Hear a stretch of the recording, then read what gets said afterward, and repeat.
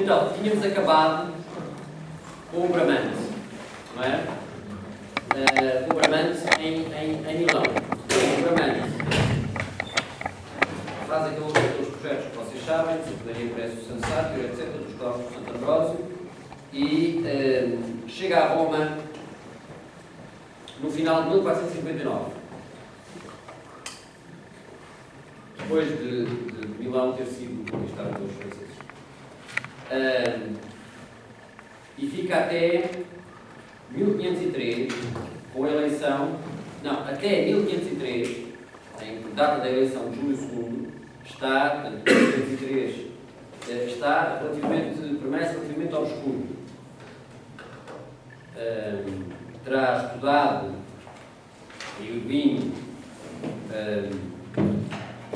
a linguagem, portanto, sente a influência da linguagem clássica e o estudo que desenvolveu. O Bramante é considerado, digamos assim, um dos primeiros arquitetos onde há um completo domínio da linguagem clássica. O Palladio diz sobre ele que foi o primeiro que trouxe à luz a boa e bela arquitetura que tinha estado esquecida desde o tempo dos antigos até aos nossos dias. E por isso, no livro do Palladio, que é um livro que é um tratado de arquitetura sobre a arquitetura do seu tempo, portanto, inclui vários projetos antigos, vários levantamentos que foram feitos em Roma, etc. E a obra, aquela que é considerada a primeira obra verdadeiramente clássica depois da Antiguidade, que é São Pietro e Montorio, obra do Bramante, aquilo chamado Tempietro. No Tratado de Sérvio, também pela mesma razão, também aparece. E cá está São Pietro e Montorio. São Pietro e Montorio é um projeto, foi o primeiro edifício clássico a ser erigido na cidade de Roma. É uma fundação do rei de Espanha, tradicionalmente feita no lugar onde, segundo a tradição, São Pedro foi crucificado.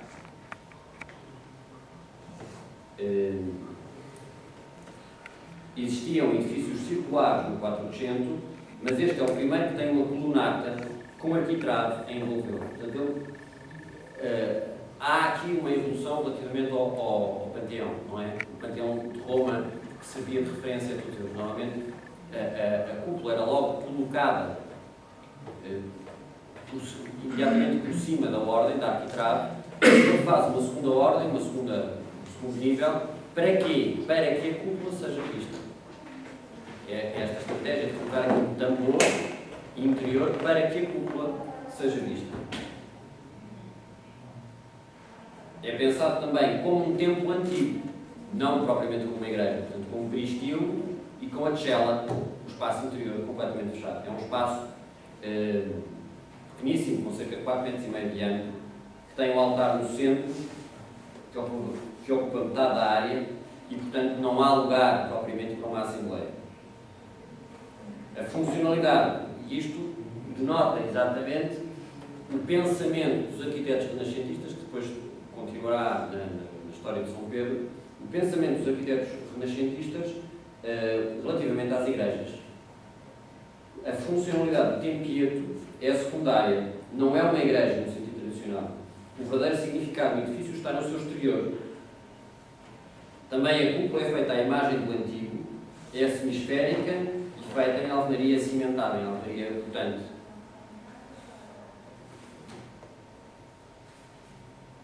Nos templos antigos, contudo, era aquilo que eu estava a dizer,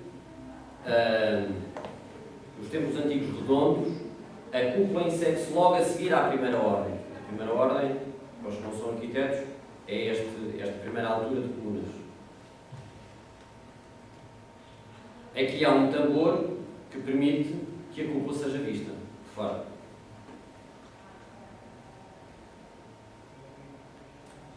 O plano previa também, que não foi executado, como vocês veem aqui neste desenho, previa um claustro redondo em torno, que não foi executado.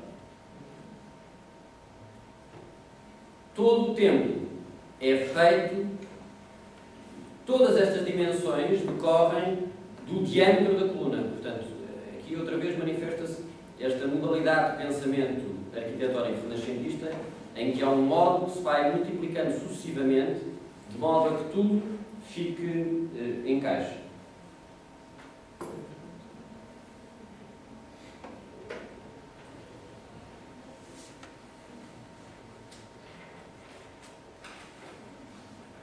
Outro efeito a que ele presta atenção é que, quando se entra, aqui assim, portanto no claustro, à abertura da porta, há o espaço de intercolúnio, depois há a abertura da porta e depois o altar lá no meio, e tudo isto se conseguia ver na mesma perspectiva. Portanto, são lugares pensados, tal como um pouco como a igreja de Santa Maria Presso Sensatio, em que ele fez aquele efeito perspectivo em trompe-l'œil, são lugares pensados para um ponto de visão e para que as coisas sejam vistas a partir de um ponto. Desculpa, essa planta é que nível? A planta é uma planta conjectural, quer dizer, é a planta do projeto. O claustro não é circular. Cria-se, o projeto original queria que o claustro fosse circular, mas isso nunca foi feito.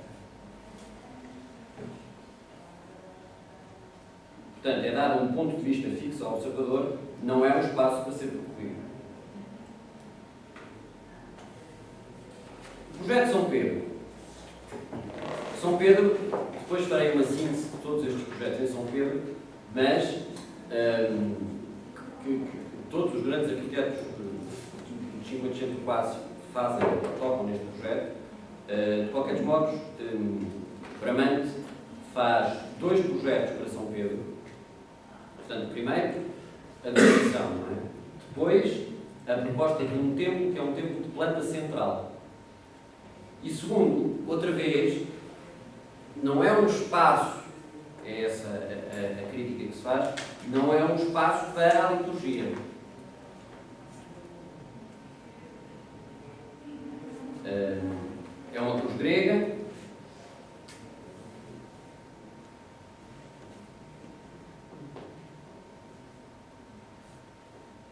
E depois o projeto de uma cúpula muito semelhante à cúpula do Panteão, com colunas. Depois o espaço externo, como ele projetava, que é um espaço externo feito de pequenos compartimentos, mas em que não há a unidade que permite a celebração.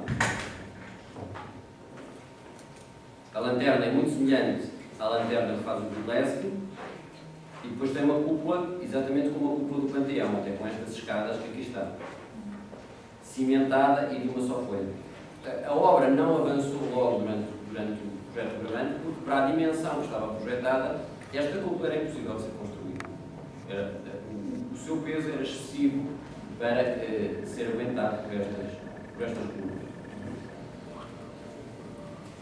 Espaço muito fragmentado, com múltiplas capelas à volta. Também um pensamento sempre modular, portanto, à altura dos arcos do cruzeiro, destes arcos do cruzeiro, tem o dobro da altura do seu vão, estão ao dobro da altura do vão que atravessa.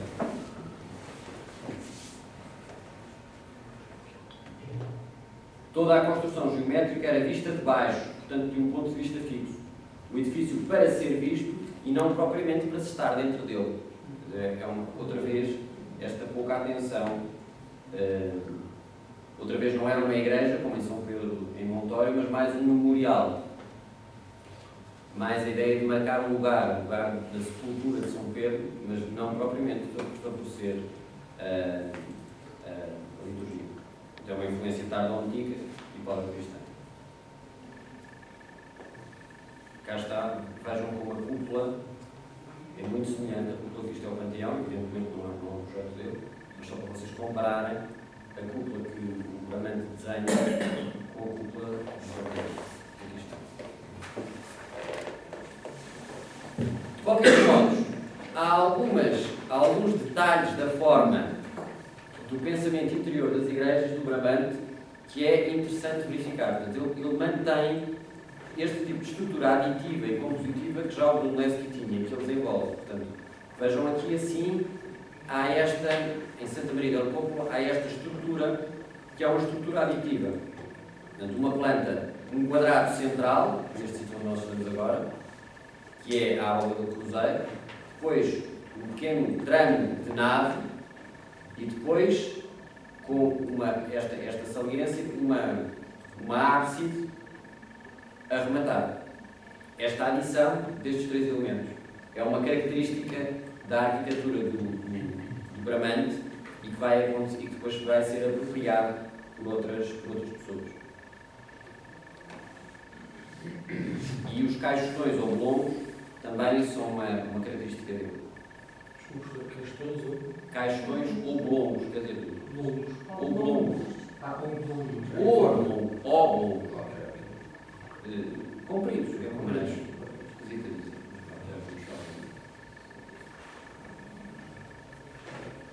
Portanto, o Bramante, de facto, e esta situação de São Pedro é muito interessante porque nos permite perceber que grande parte destes arquitetos, em grande parte destas arquiteturas de igrejas do período do Renascimento, portanto 400 e o início de 500, nomeadamente com o Bramante, há uma temática neoplatónica, há uma espécie de tentativa de regresso à antiguidade clássica, com uma completa ignorância, um completo esquecimento da arquitetura paleocristã, portanto, da arquitetura feita já em período cristão, e há, do ponto de vista da vivência das igrejas, uma séria involução, portanto, uma série de regresso, quer dizer, há uma aquisição de uma linguagem estética que depois vai ser desenvolvida no Barroco, mas o Renascimento praticamente de per si não produz igrejas, quer dizer, exceto aquelas que são feitas em concessão a uma linguagem antiga, como aquelas que o Brunelleschi faz. Mas quando o Renascimento de per si começa a levar a sério aquilo que ele propunha para si próprio, não resultam igrejas, resultam coisas que de facto não funcionam como igrejas e que por causa disso é que depois precisam, todo o pensamento sobre as igrejas precisa de ser refeito em que participa muito aquilo que se chama a Reforma Católica. Portanto, há uma temática neoplatónica, o espaço verdadeiramente controlado e interdependente, não como os espaços de planta longitudinal, em que não se controlava com uma regra a relação entre as naves laterais e a nave central. Portanto, eles querem um espaço modulado, em que cada um dos elementos está determinado em que cada um dos elementos está pré-determinado pelo seu lugar. Não são espaços em série, não são espaços em que se pode acrescentar mais um ou outro elemento. Há uma regra compositiva completamente fechada.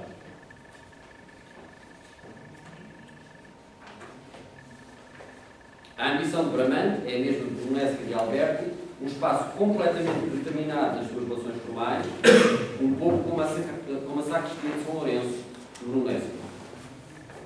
A tectónica e o resultado espacial são interdependentes e em relação bionívoca, e há uma relação bionívoca entre os espaços principais e os espaços secundários. Qual é a característica desta arquitetura do Bramante? Espaços centralizados, células elementares, portanto, estas células que vão sendo repetidas, a maior parte das vezes o cubo ou a esfera, e, em terceiro lugar, a composição destas esferas elementares, mas em grupo fechado. Portanto, não é... Vejam, numa planta longitudinal, nós também temos células elementares, como aquela do Alberti, temos células elementares, que eram aquelas células retangulares, e que podem ser acrescentadas ad infinito, não há propriamente um limite, não é? Pode ter mais uma de um lado ou do outro. Está aquelas células elementares compositivas. O Bramante não quer isso.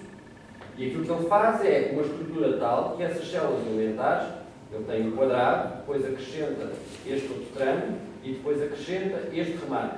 E isto repete-se nos pós-Carvalho, portanto, a geometria determina completamente o projeto. Como se a arquitetura tivesse uma regra só sua e em que não tem que dar contas a ninguém.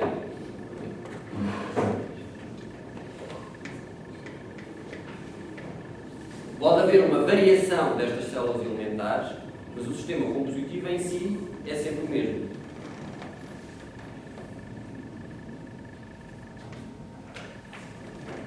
Uma característica, e aqui já é uma característica particular, é que, querendo marcar esta modulação das coisas, o Bramante acentua as ligações entre os elementos.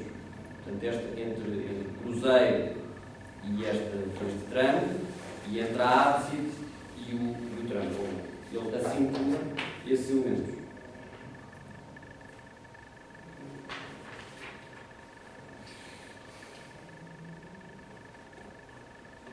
Este é um projeto que não é do Bramante, não se sabe de quem é, mas para se perceber que este tipo de composição é uma coisa que depois é continuada por outros. Pelo António Sangallo Vecchio, o velho também, portanto vejam outra vez uma adição de elementos, há alterações do pensamento de cada um, mas há esta ideia de plantas centrais, espaços centrais, uma arquitetura muito que se autodetermina. O jovem, Santa Maria de Loreto.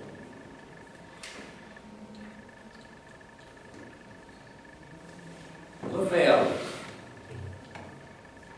eu aqui, evidentemente, pus basicamente só os projetos de igrejas, não é? A Capela aqui não tem grandes inovações, tem uma inovação importante que tem a ver com a cúpula, que é uma cúpula que ele faz em mosaico.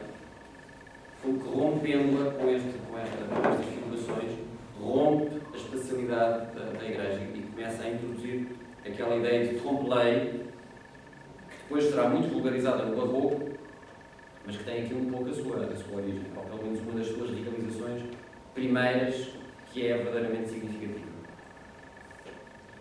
Em São Pedro, ele praticamente não construiu nada, mas é o primeiro arquiteto, um bocadinho na sequência daquilo que nós tínhamos dito do Leonardo da Vinci, vai fazer desenhos extensivos de toda a construção de São Pedro.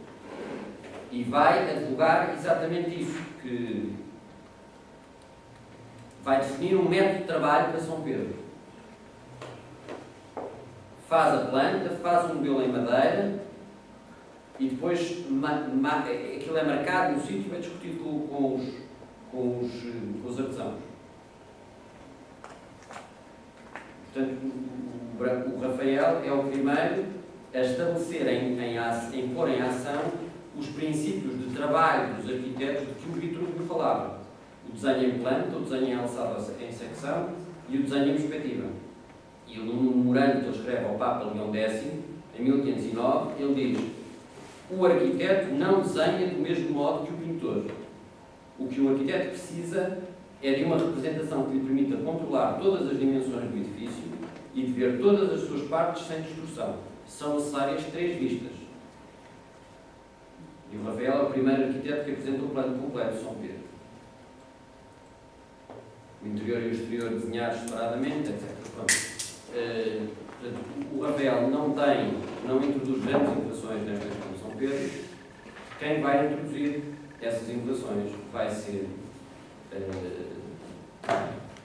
as capelas.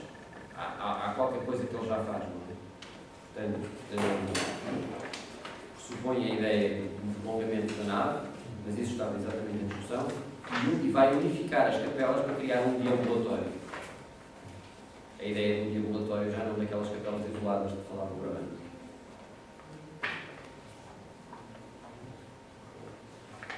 Mas nada disto será realizado. Quem vai dar andamento à questão de São Pedro vai ser o Miguel Ângelo.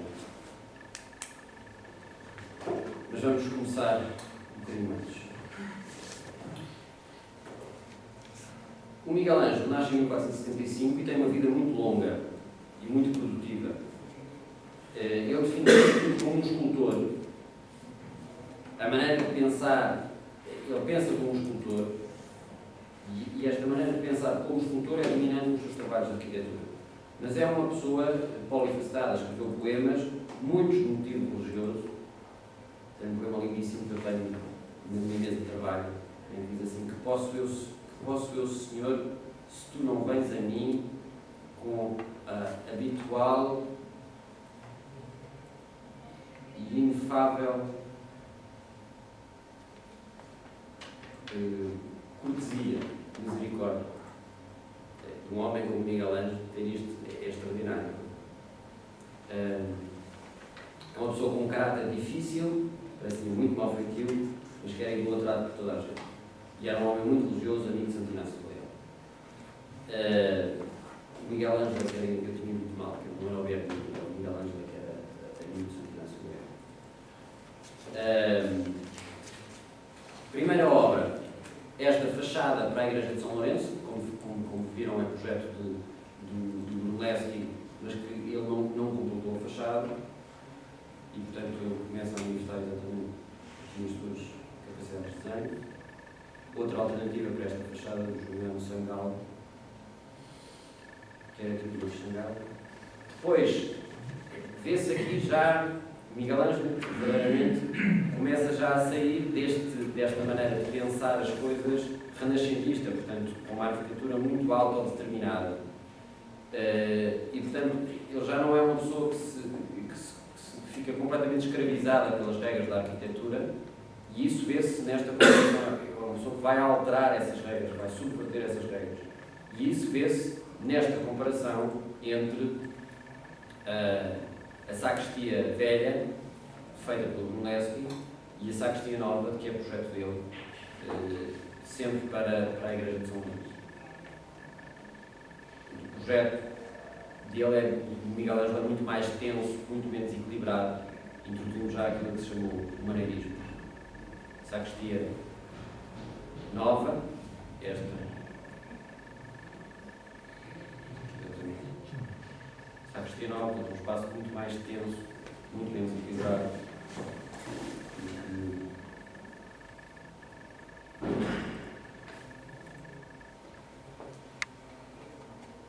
A sacristia nova era o mausoléu da família Médicis.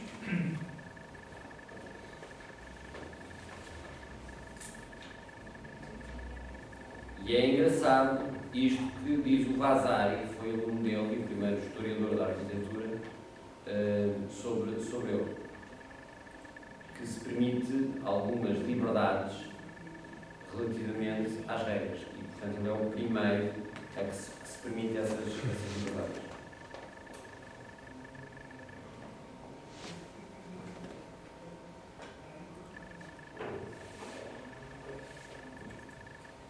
Na sacristia nova, os elementos intermédios é que está a maior altura, a cúpula hemisférica como no Panteão. Há uma experiência de maior elevação, uma acentuação da verticalidade, com os pilastros em mármore branco, e assim.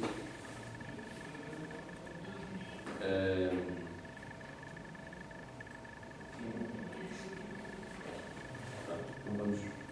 Depois outra obra, que não é uma obra de arquitetura, mas que é uma obra, quer dizer, que não é uma igreja, mas que é uma obra muito sintomática desta alteração que é feita, desta subversão que é feita nos planos. E, portanto, naquela regra renascimental é a Biblioteca Laurentiana, em que a parede desaparece, as colunas entram dentro da parede e cria todas estas oscilações, esta escada que parece uma cascata, e depois um espaço interior. Em Roma, portanto, isto em Florença, em Roma, só para nós termos uma perspectiva, os planos, portanto, o plano do Bramante que já vimos, o primeiro plano do Bramante, do Peruzzi, do António Sangal e o Miguel Ângelo. O que é que o Miguel Ângelo vai fazer? Vai unificar, sobretudo vai unificar e tornar mais tenso todo este espaço.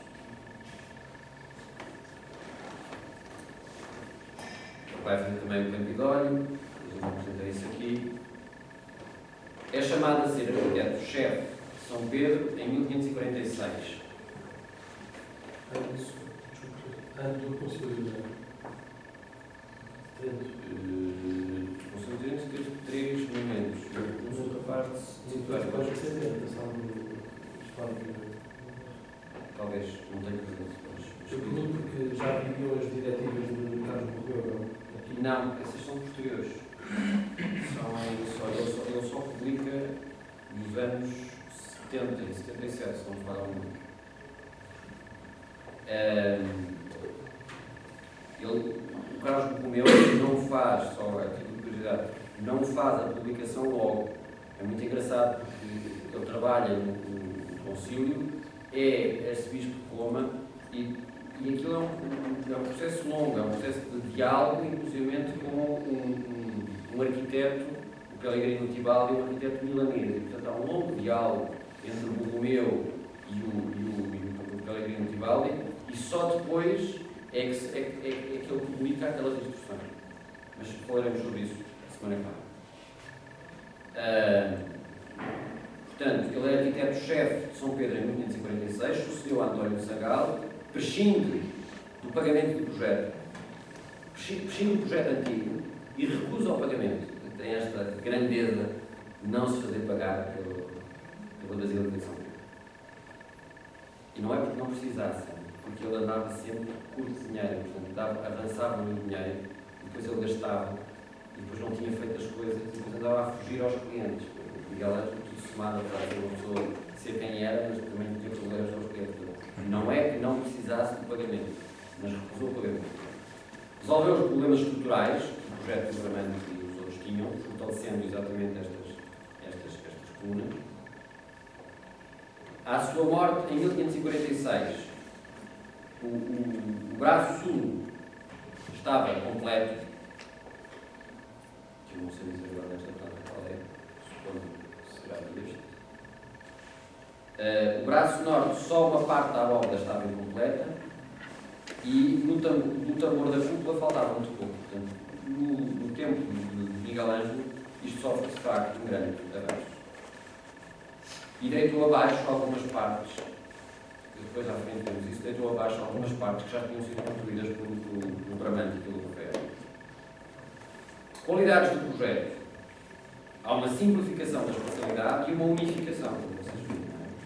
Este espaço totalmente fragmentado do Bramante passa-se para um espaço muito mais unitário do Miguel Ângelo. Fortificação dos pilares e das paredes exteriores, exatamente para conseguirem suportar a cúpula. Cria este quadrado envolvente. Não é? Os deambulatórios, que aqui tinham, os deambulatórios e os campanários que eram feitos sobre isto, que falavam que tinha sido projetado pelo Bramante, são eliminados. Não adopta o sistema de cúpulas menores. As paredes exteriores, vejam, este projeto do Bramante tinha muito a ver com uma maneira de fazer antiga, que também era uma maneira de fazer paleocristã, com pequeninas cúpulas que se iam multiplicando, qualquer coisa de muito oriental, mas que ele ainda podia ter visto em Roma. E o Miguel Ângelo vai fugir a isso tudo. As paredes exteriores foram levantadas todas à mesma altura, a toda a volta. Portanto, há uma grande mole, uma grande dimensão. Aliás, o old style do Miguel Ângelo, que nós, na arquitetura deles, sentimos anões. E isso que é verdade para a Biblioteca Laurenciana e para a Sacristia Nova, etc., também é verdade aqui um bocadinho em São Pedro. Portanto, ele uniformiza o espaço e torna o espaço muito mais forte, muito mais claro, muito mais veemente. Há uma concordância entre o interior e o exterior do projeto. A verdadeira fachada é tanto interior como exterior. Tem qualquer coisa a ver com a planta do Noli. Vocês, os arquitetos, sabem que o Noli foi o primeiro arquiteto que fez uma planta da cidade de Roma em que se representavam não apenas as ruas, mas também o interior dos espaços públicos, nomeadamente das igrejas e dos os claustros dos palácios. Os espaços que podiam ser visitáveis. E, portanto, há esta noção de um espaço público que não é apenas um espaço público descoberto, mas também um espaço público coberto, um espaço público das igrejas que é coberto. E essa consciência do valor deste espaço público é qualquer coisa que está presente neste projeto do São Pedro. Depois a cúpula não foi construída pelo Miguel Ângelo. Vejam aqui, ele fez uma maquete, mas vejam aqui, há subtis diferenças entre a maquete construída pelo Miguel Ângelo e aquela que depois foi executada pelo Giacomo Della Porta, que a do Giacomo Della Porta é mais aguda, mas de qualquer modo vejam a grande diferença que existe relativamente ao projeto que foi feito pelo Bramante. Miguel Ângelo manda pedir para Florença que lhe mandem a dimensão da cúpula de Santa Maria del Fiore feita pelo Brunelleschi, porque quer fazer referência a ela. Portanto, é um projeto muito mais ligeiro deste do que aquilo que muito mais ligeiro em termos estéticos do que ele tinha sido feito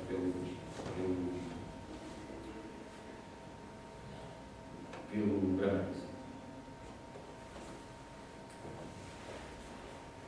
À altura da cúpula, depois de fazer o modelo, este modelo era também um modelo com finalidade de teste estático, não apenas estético, mas também estático, fazer a construção. E a flecha da cúpula é depois acertada antes de passar para a construção.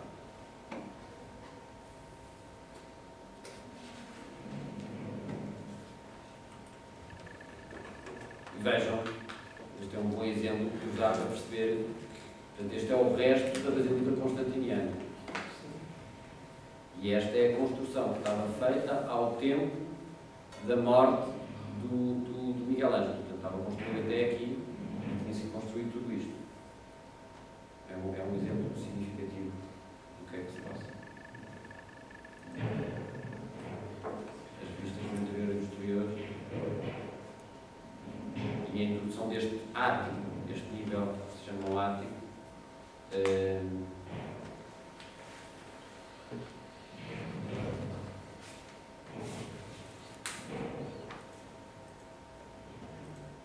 o ático também é levantado a toda a altura do exterior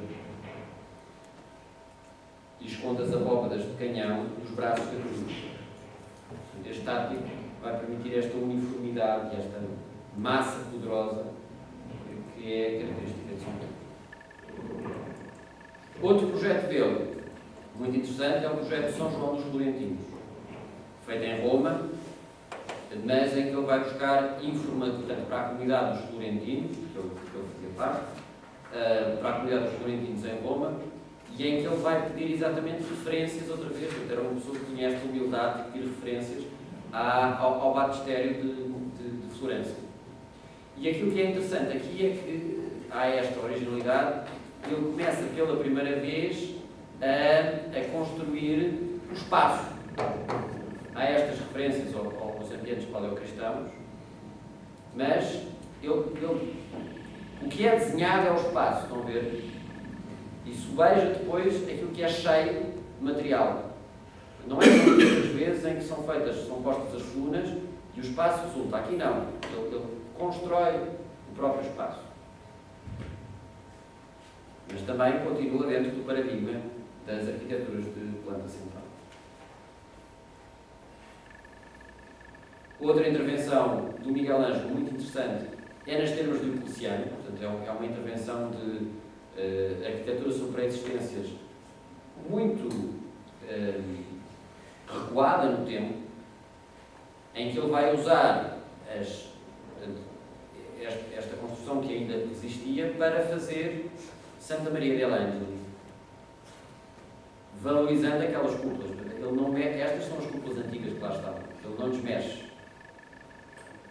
E usa, é uma igreja que funciona segundo o eixo transversal. Ele não usou, manteve a axialidade pré-existente também.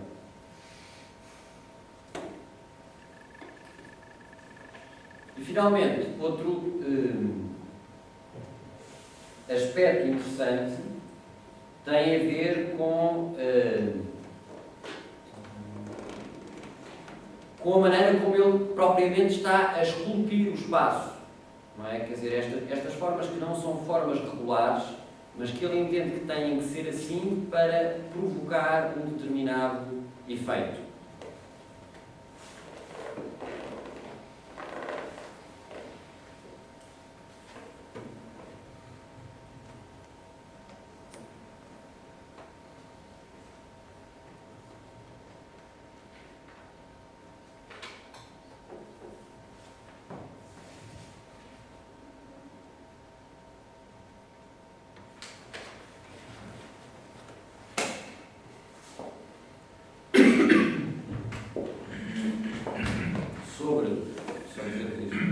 Sobre São João dos Florentinos, Miguel Ângelo terá dito, segundo Vazar, que se levassem até ao fim aquele desenho, nem romanos nem gregos no seu tempo fizeram uma coisa assim. Palavras que nem antes nem depois tornaram a sair da boca de Miguel Ângelo, que era muito difícil. Há aqui, de facto, uma absoluta originalidade neste processo de projeto. Tem a ver com moldar o espaço como se fosse matéria física e não propriamente a matéria física.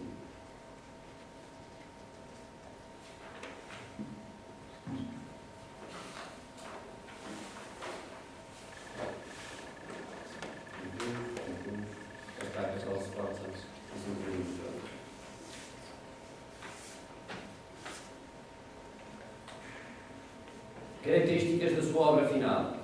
Há o abandono das formas identificadas, das formas arquetípicas, digamos assim. Há uma concepção escultórica do espaço, monocromia, de formas não convencionais e muito personalizadas. Contudo, nunca é utópico. É sempre a melhor solução para a tarefa que tem em mãos. Só que já há um escape a aquela modalidade de pensamento muito canónica, que era a modalidade de pensamento do Milevsky e do Alberti, sobretudo, para começar a procurar uma adaptação a formas mais responsáveis ao ser humano. Ora bem, vamos então, e com isto acabaremos hoje, vamos então ver São Pedro, esta evolução que é muito importante. O caso de São Pedro é um caso paradigmático, porque é um caso sintético da história das igrejas na época moderna. Eu diria que há dois. Um é São Pedro, e é o mais explícito, e o outro é São João do Latrão. E esse falaremos quando tratarmos do Borromini, mas para já queria tratar disto. O que é que acontece? O Papa decide que aquela basílica já não funciona, que a basílica constantiniana já não funciona, e resolve deitar lá abaixo. É um Papa que, sendo Papa, era um Papa de um período anterior à Reforma Católica e, portanto, um Papa que estava muito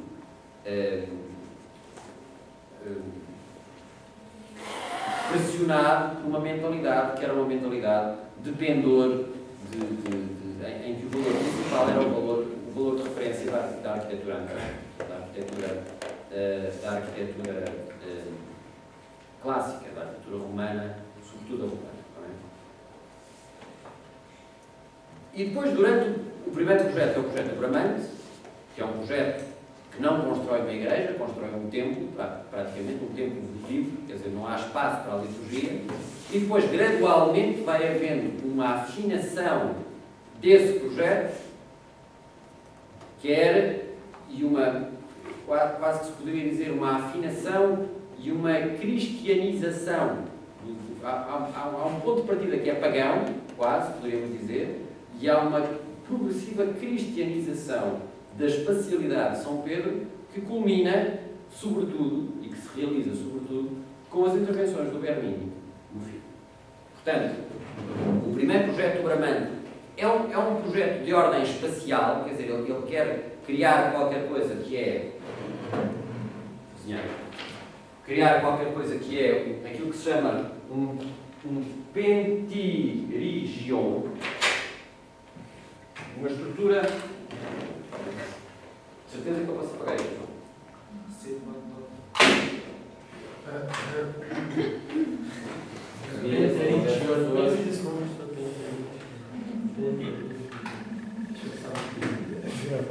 Eu posso pegar isso. Deixa estar bom. Se a tarefa é pagar as culpas.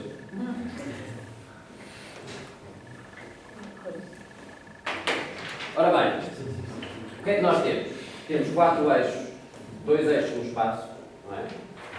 E depois uma estrutura em nave, assim, portanto, 2 eixos que se cruzam.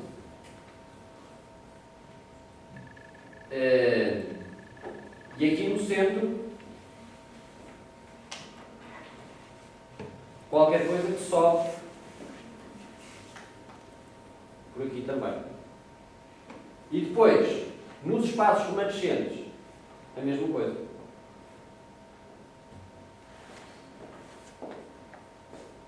Lá atrás, aqui assim, e aqui. Portanto, porque é que se chama um pentigirão? Porque tem estas 5 cúpulas. Uma central e as 4 nos extremos.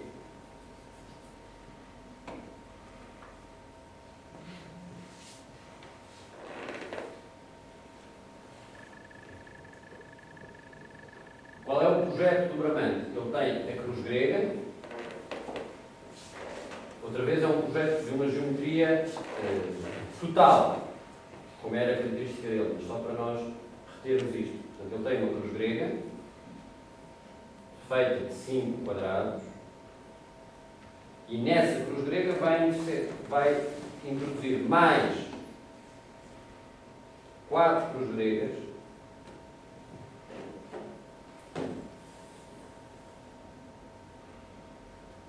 e depois vai arrematá-las, ou queria arrematá-las, com um octógono em cada um dos topos da diagonal.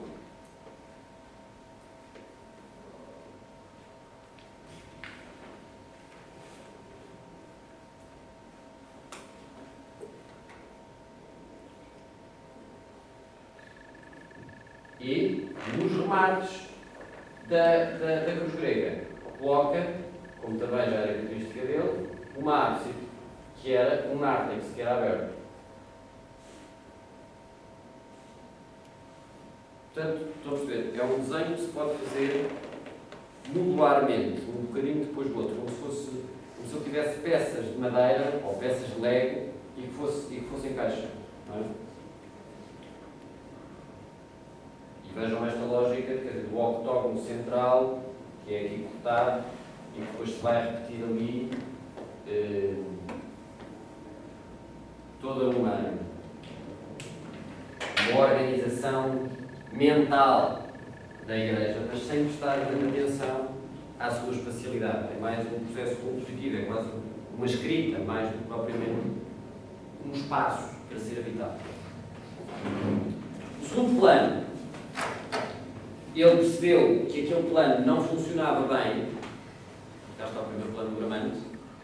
A ábside, que nós falávamos, as capelas laterais, as outras cruzes gregas colocadas ali, os octógonos no topo, os octógonos ali no topo, este grande octógono aqui central. O que é que ele se dá conta? Dá-se conta que estas colunas não suportavam a cúpula e, portanto, há um fortalecimento por razões estáticas, cá está a imagem do primeiro projeto, com estas torres octogonais que eram portas nos termos, portanto, digamos, é aquilo, é aquela construção, aquela coisa ali, esta medalha exemplifica isso, não é? É uma série de pequenos módulos que vão sendo adicionados.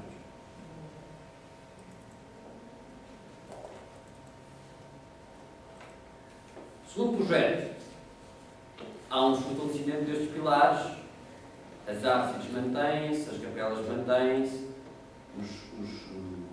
as capelas octogonais também se mantêm nos topos.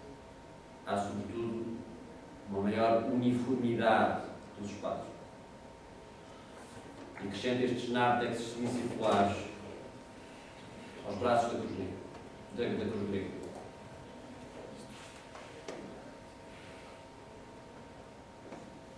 É um espaço múltiplo e hierarquizado, há uma forte hierarquia entre os espaços, mas muito pouco uno. E isso também se nota na fachada. A cúpula grandiosa deveria dar uma imagem harmónica do cosmos.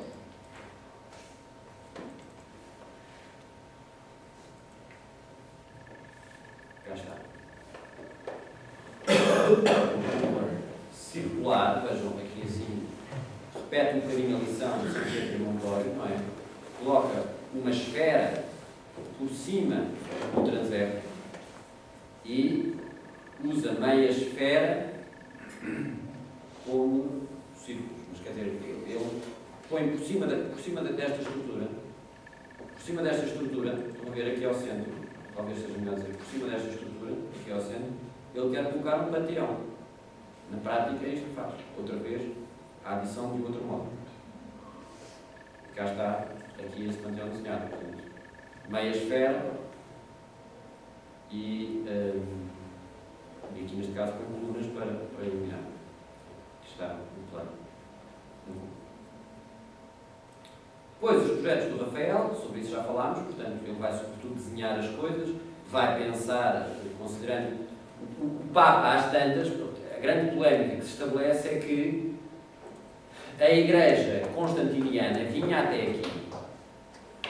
Há muita gente que diz que é por causa da falta de espaço. Não tem nada a ver com a falta de espaço, tem sobretudo a ver com os Papas não poderem admitir que um espaço que era um espaço consagrado, tinha sido terreno sagrado, digamos assim, agora ficasse ao ar livre.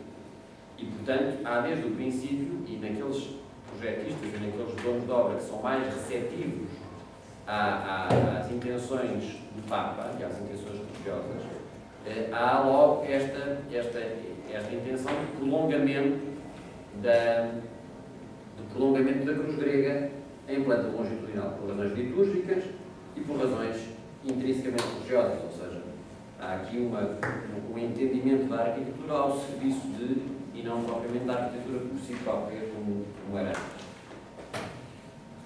O projeto de Peruzzi e aquilo que foi construído.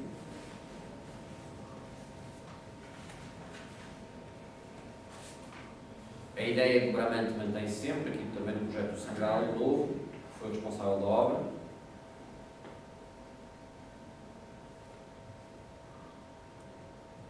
Há aqui já a alteração de criar um prolongamento para dar qualquer coisa que já seria qualquer coisa intermédia entre a planta longitudinal e a planta em cruz grega, mas seria como um nártex, não seria propriamente ainda a planta longitudinal, vejam que aqui está fechado.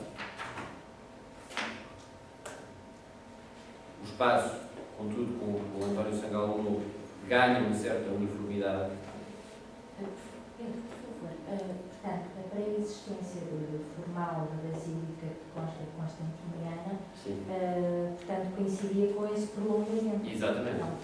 Era uma igreja nave única. Amanhã vamos ver isso, com certeza. Não era uma igreja nave única, era uma igreja de 5 naves, mas era uma planta basilical. Isso chama uma planta basilical. A ideia do Sangal de introduzir estas. Estão a ver que há aqui, continua a ser uma igreja de planta grega, e depois tem aqui esta passagem entre o nártex, esta entrada que servia de nártex e a entrada do Todos os projetos pensaram, mesmo no projeto final do Maderno e depois do Bernini, pensaram com a construção de torres. As torres só não puderam ser feitas porque quando as tentaram fazer elas caíram. O terreno era um pouco sólido por baixo. O estado da construção, aquilo que foi sendo feito gradualmente. Cá está a edição das plantas. Vejam, este espaço múltiplo vai sendo progressivamente uniformizado com o Peruzzi, com o Sangal e depois com o Miguel Ângelo, que dá muito mais certo ponto de vista, há uma menor articulação, é um espaço mais explícito, digamos assim. Mas isto não acaba por aqui, porque depois vai ser prolongado com uma dela.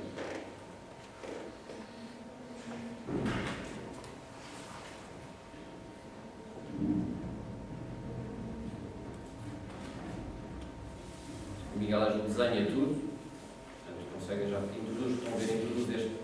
Vejam aquilo que eu estava a falar do ático, este nível aqui, vai exatamente rematar estas abóbadas de canhão que estão aqui nestes braços.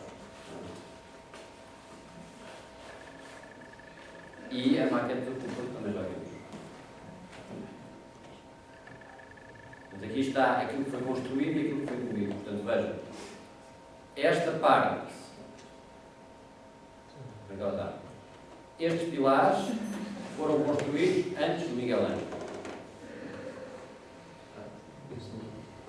Esta parte foi construída, a branco, foi construída durante o Miguel Ângelo.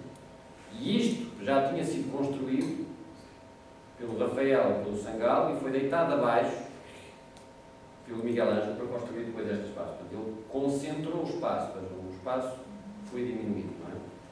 Depois, isto já recebeu cúpula no tempo do António de Sangal, isto está assim com este tracejado. E estas partes aqui, esta e esta, foram cobertas no tempo de Miguel Ângelo. E, portanto, tínhamos de facto, comparação em segundo plano já tínhamos visto, o primeiro plano, portanto, agora as comparações, quer dizer, o espaço mais uniforme, depois o que queria mostrar era este desenho, está fora do gasto, mas quer dizer, à morte de Miguel Ângelo, nós temos uma circunstância assim, já bastante identificada, que remanescia. Portanto, digamos, de um certo ponto de vista, o problema litúrgico já começou a ser resolvido pelo Miguel Ângelo. Faltava resolver o problema da cobertura daquela extensão total. O Brabante só decidiu, não chegou a construir. Construiu? Estas coisas que vocês veem aqui, isto aqui, isto não foi construído pelo Peruzzi, estas construções aqui, onde é que diz? Os pilares centrais, estes pilares centrais, isto aqui, foi construído antes do Miguel Ângelo. Portanto, foi construído, basicamente começou a ser construído no tempo do Bramante. Portanto, é ele, de facto, que vai dar a dimensão à coisa. E é engraçado que a cúpula, ao tempo do Miguel Ângelo, já tinha sido construída acima dos pilares, já tinha começado a ser construída. É este desenho que aqui está, em que a cúpula já começa a ser fechada. Mas, de qualquer dos modos, é este que eu escolhi mostrar. Por isso é que eu fiz este desenho aqui. Vejam, há aqui um gravíssimo problema de escala. Quer dizer, enquanto a Basílica Constantiniana estava a debucar, estava a estragar-se, etc., mas tinha uma escala humana, este espaço aqui, o Miguel Ângelo resolveu o problema da uniformização do espaço e da possibilidade de construção da cúpula, etc., mas o problema da escala continua a permanecer. E verdadeiramente, e isto abre o caminho para a próxima aula, verdadeiramente quem vai resolver isto vai ser o Bernini, com a construção de duas obras que são obras relativamente pequenas, mas que são absolutamente determinantes para a significação de São Pedro, que é a construção do baldaquino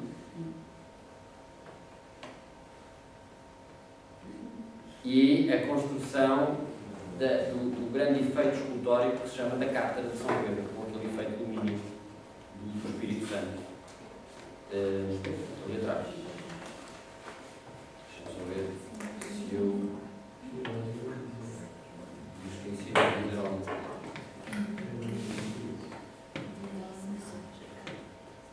O Bradante morre em 1514, no intervalo pouco se faz, Rafael, o Sangal e Peruzzi pouco fazem, e Miguel Ângelo toma conta de São Pedro em 1546. Cortou os braços exteriores das cruzes gregas menores do Bramante, portanto reduzindo a simples ambulatório, cortou as sacristias, o espaço central é um espaço central mais deambulatório, já não há unidades independentes, portanto gerou uma unificação do espaço, é um espaço muscular, claro, forte, em vez da multiplicidade e hierarquização dos espaços múltiplos.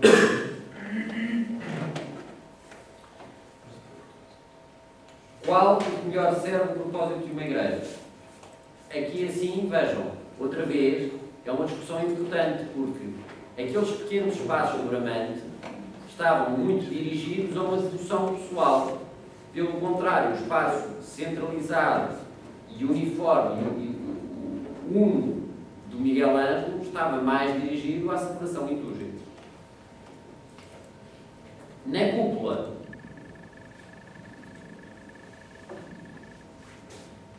pelo contrário, as posições invertem-se, não é? Enquanto o Bramante tinha uma estrutura mais maciça, o Miguel Ângelo faz uma estrutura mais, um organismo mais tenso. Vejam, quer dizer, isto era um matacão, não é? Consegue-se olhar para isto e perceber que isto era um matacão, era feito de duas partes, uma parte maciça por cima e depois outra parte. E o Miguel Ângelo, com estas introduções todas destes elementos, destas canuras, etc., consegue fazer um desenho da cúpula que é um desenho leve, com todas estas passagens graduais. No Bramante, aquela colunata permitia entrar luz. Totalmente não, eu vou mostrar em cima. Aqui, está a ver? Era assim. Mesmo assim tinha bastante luz. Sim. Tudo isto era maciço, quer dizer, isto não. Isto na prática seria muito difícil construir.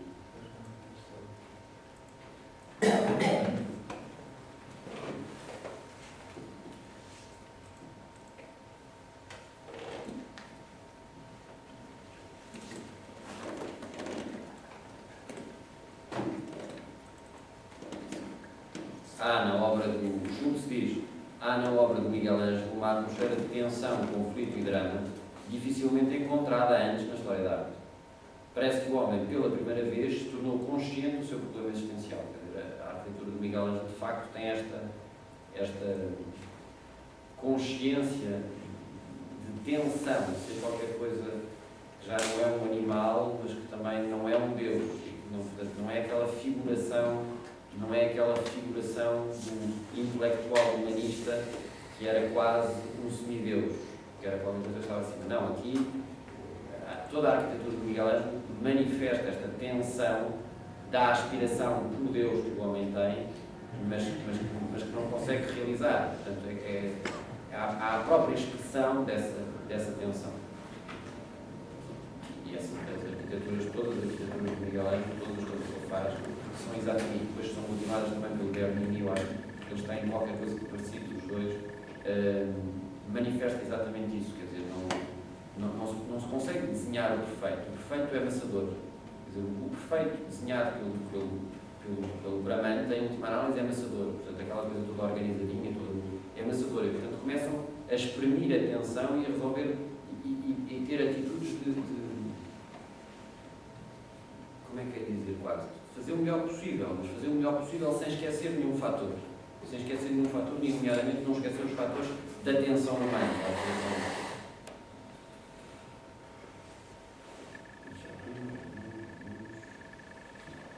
Pronto. Júlio Romano, só mostrar-vos isto.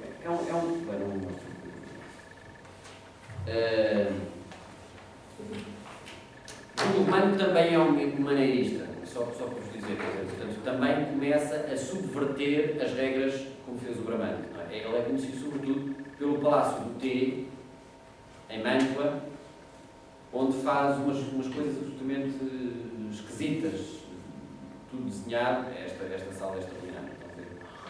Portanto, o Júlio Romano é o maneirista, tal como o Miguel Ângelo, mas nele as coisas são pouco sérias, digamos assim. Enquanto o Miguel Ângelo tentava aquela tensão, o Júlio Romano não. Tem um projeto de uma igreja que, em termos planimétricos, é uma igreja relativamente que não tem nada de novo, nem tinha que ter, quer dizer, é uma igreja muito conservadora em termos basilical, onde apenas na decoração há algumas subversões, não é? Então, uma planta basilical muito clássica. O Vinhola, esse é mais sério, portanto, vou deixá-lo depois. O Vinhola é quem vai fazer depois um outro caso típico desta altura, que é a Igreja do Jesus. E por isso, sobre ele, falamos. Portanto, amanhã.